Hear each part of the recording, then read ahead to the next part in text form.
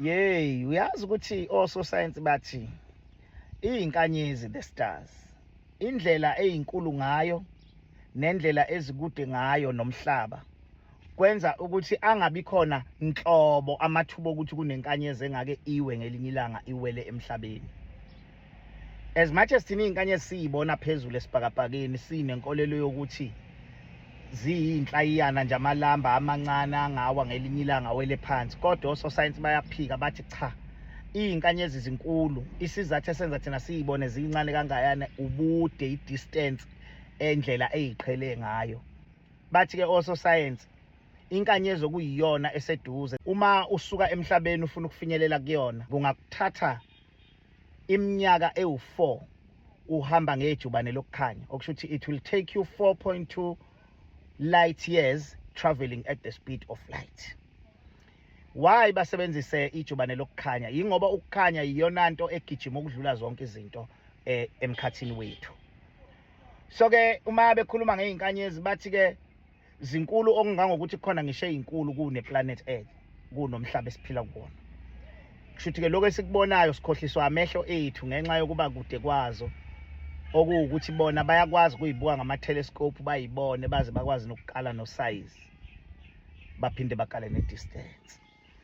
So ke lezi zinto esiyibona phezulu ebusuku uma ubuka esibhakabhakeni ubona inkanyezi idwebe ithi qhwi ezibizwa ngama-shooting stars, kahle kahle akuzona izinkanyezi, kodwa kusuke kuwamatshe nje asemkhathini abizwa ngama-meteoroids, okuthi ke uma kwenzeka escape ephumela ngapha kwe-atmosphere, okuyinto ejwayelekile ukwenzeka noma yenzeka njalo futhi insuku zonke.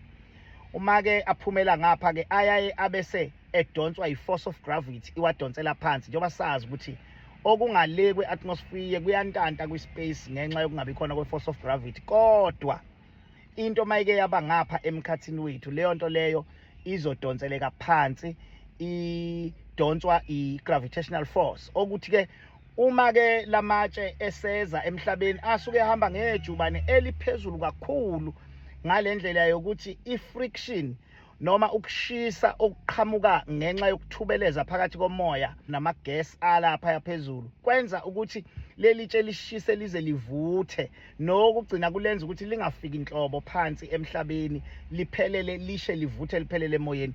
Yebo, akhona okwenzakalayo afike ngenxa yobukhulu, mhlawumbe libe likhulu ngokwanele ukuthi noma lisha kodwa likwazi ukufinyelela phansi, kodwa thina sibuka lokhu yakuvutha emoyeni bese siyitshela ukuthi le yanto inkanyezi esuke nje iphunyukile phezulu yawa yawela emhlabeni.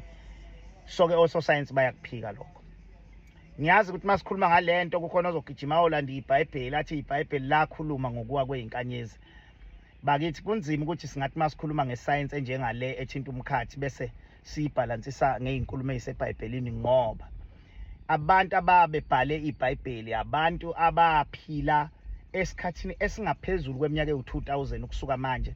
Iscience yayingakabi kule level okuyona, ama-telescopes ayengakabi khona. Namhlanje kunososayensi abakwazi ukubuka bacwaninga umkhathi ngama-telescopes, okuyimishini esezingeni eliphezulu ekwazi ukubona okungale komhlaba. Aphinde futhi babe nama-satellites abawathumelayo emkhathini akwazi ukutransmitha idatha, i-information ngesimo somhlaba nomkhathi nama-planets nezinkanyezi nakho konke.